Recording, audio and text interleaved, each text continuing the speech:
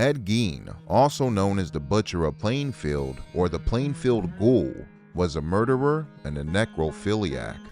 The father of Edward Gein was an alcoholic who was both verbally and physically abusive to Edward and his brother. However, Ed's fanatically religious mother, Augusta, dominated his early life by teaching him that sex was evil and a contaminating influence to be avoided.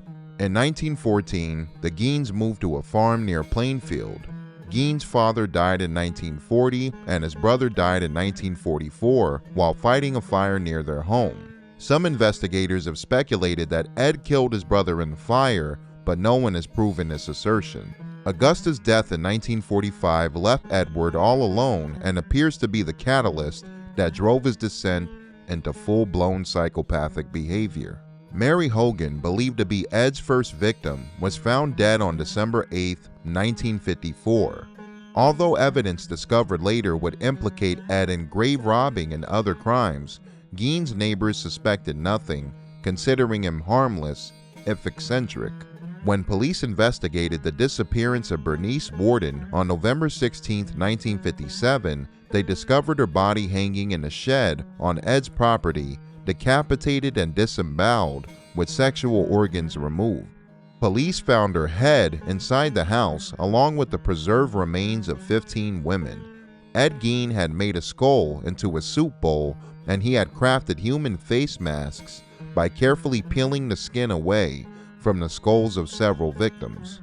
A woman's suit, a vest of preserved female flesh, breasts, and sexual organs attached, was also found. Police discovered other body parts including sex organs, noses, and lips, as well as chairs upholstered with skin, all carefully preserved. Ed Gein claimed to have committed more than 40 grave robberies beginning in 1947 and admitted using the corpses for sexual gratification, but denied having sex with the corpses or engaging in cannibalism. Initially considered incompetent to stand trial, Gein was committed to the Central State Hospital for the Criminally Insane in Wisconsin on January 6, 1958.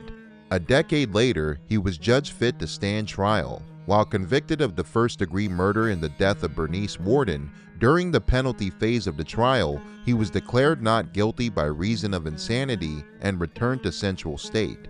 He was later transferred to the Mendota Mental Health Institute in Madison, a minimum security facility, where he died on July 26, 1984, of respiratory failure at age 77.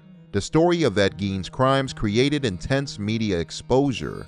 Reporters from around the world descended on a small town in Wisconsin to cover the story. Ed Gein has had a huge impact on popular culture, and elements of his story have appeared in films such as Psycho, The Texas Chainsaw Massacre, The Silence of the Lambs, Deranged starring Robert Blossom, and the 2001 film Ed Gein.